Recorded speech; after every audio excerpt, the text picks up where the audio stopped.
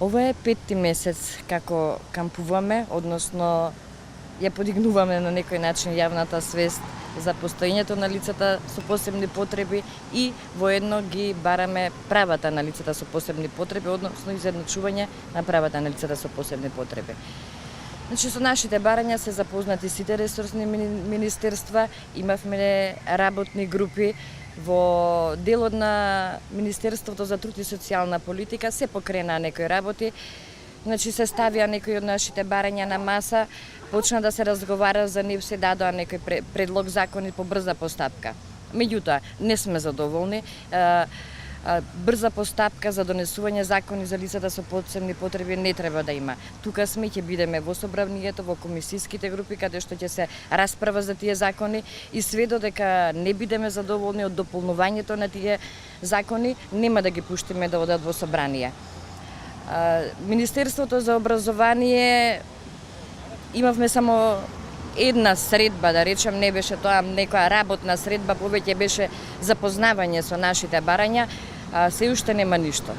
Кампот што го правевме во јуни, односно да речем забавата за децата на 10 јуни, која символично представуваше завршување на учебната година, сакавме да кажеме дека многу брзо ќе дојде 1 септември и еве го дојде. Немаме ништо, немаме персонални асистенти, нема никакви измени во образованието. Немаме време, нема да пропуштиме уште една учебна година. Значи ова ќе биде последен кап од ваков тип. Од 1 септември ние со децата ќе одиме пред ресорсните министерства. Значи се најавија персонални асистенти, не се кажа моделот на кој ќе се работи. Треба обука за тие персонални асистенти, кога ќе се обучуваат, кога ќе почнат со децата да одат во училиште. Министерството за здравство исто така. Ретките болести се на граница со лекарствата, значи има недостаток на лекови. Знаеме дека се во животно загрозувачка состојба.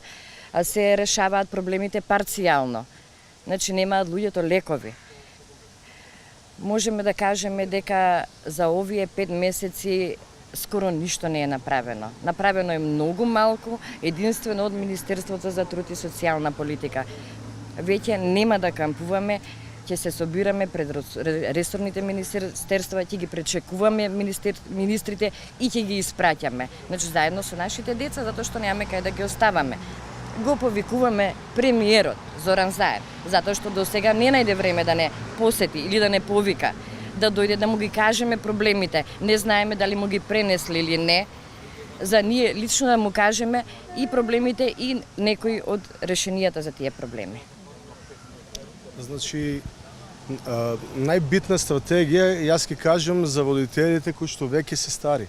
Значи, нивните деца се остарени, родителите се веќе баби и дедовци. Значи, што ќе биде, нема стратегија, што ќе биде со нашите деца после нашата смрт. Значи, тоа е страшно нешто. Тоа е, луѓето не можат веќе, немам зборови, значи, тоа е само да се види во каква ситуација се по старите деца и по старите родители.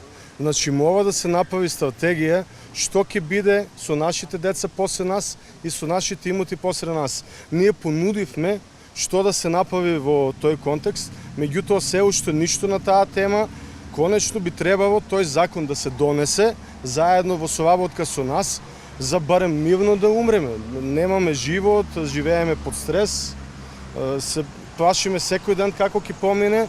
Значи, и што е најважно, не го оптеретува буџетот тој закон. Исто нашиот соборец ќе каже. Значи, јас прво работа, значи, приоритетни точки се, многу битен факт е, што 1 септември, пример, имаме ние училиште за слепи лица, кој има многу постигнато значителни услови.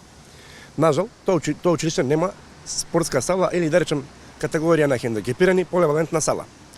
Верувате, заедно сите родители како организација 5 до 12 и издружение на граѓани кои што сите членуваме, сакаме да поканам целата меѓународна јавност пред да каже како ќе не прими во Европската унија, ајде да ги погледнеме условите, дали се спроведени во Македонија, како образованието, како спортската сала за лицата со оштен вид, како е еден пример, синдикатот како иницијативата ќе застанеме, заедно со рамо до рамо со градоначалникот да заедно му понудиме поддршка, бидејќи веќе во Македонска каменица имаме најсовремен центар кој е инвестирано 11 милиони денари, кој е капацитет за 60 деца, Министерството за труд и социјална политика, господјата Мила Царевска, нека да изнајди решение или четворица луѓе кои би работеле, кои би дале подршка на тие деца со посебни потреби.